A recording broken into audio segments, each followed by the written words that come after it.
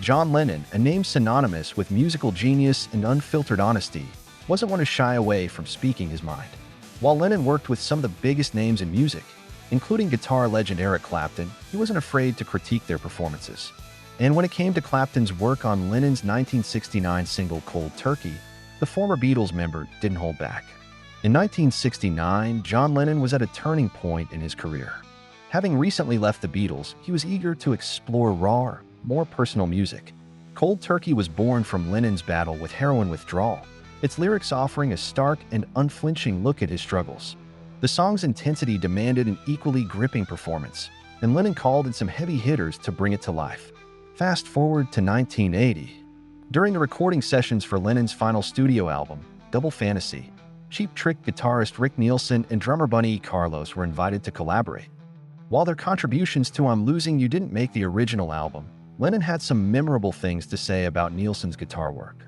During an interview with Booked on Rock, the author of the Cheap Trick book, American Standard Cheap Trick from the Bars to the Budokan and Beyond, Ross Warner, discussed that at least Nielsen was paid an extremely high compliment by Lennon during the sessions. He said John had said something to the effect of, "I wish I'd had this guy on Cold Turkey because Eric Clapton was addicted to heroin and didn't really deliver the solo." Eric Clapton's lead guitar work on Cold Turkey is often described as raw, jagged, and visceral, qualities that perfectly match the song's dark themes. However, Lennon may have been looking for something more polished or emotionally intense, especially given Clapton's struggles with addiction at the time. On another occasion, John Lennon spoke about performing with Eric Clapton. Eric had been a friend of George's, the guitarists all tend to hang out together.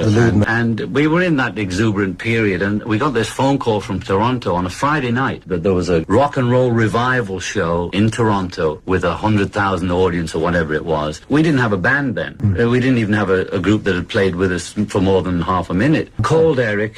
I couldn't find him. I don't know where the hell he was, but finally got through to him. And I said, "Look, there's this thing on in Toronto. You want to come?" They said, "Okay." Now, we didn't know what to play because we'd never played together before. And on the airplane, we're running through these oldies. So the rehearsal for that record, which turned into not a bad record, on the plane with electric guitars, so you not even acoustic, you couldn't hear, saying, "Are we doing the Elvis version of Blue Suede Shoes or the Carl Perkins, with the different break at the beginning?" And that's what we did. We just wrote this list. I hadn't got the words to any of the songs. I knew Dizzy Miss Lizzy, but there's a couple by Blue Suede Shoes and a couple I hadn't done since Liverpool. We went on. We were so nervous because we didn't know what we were doing.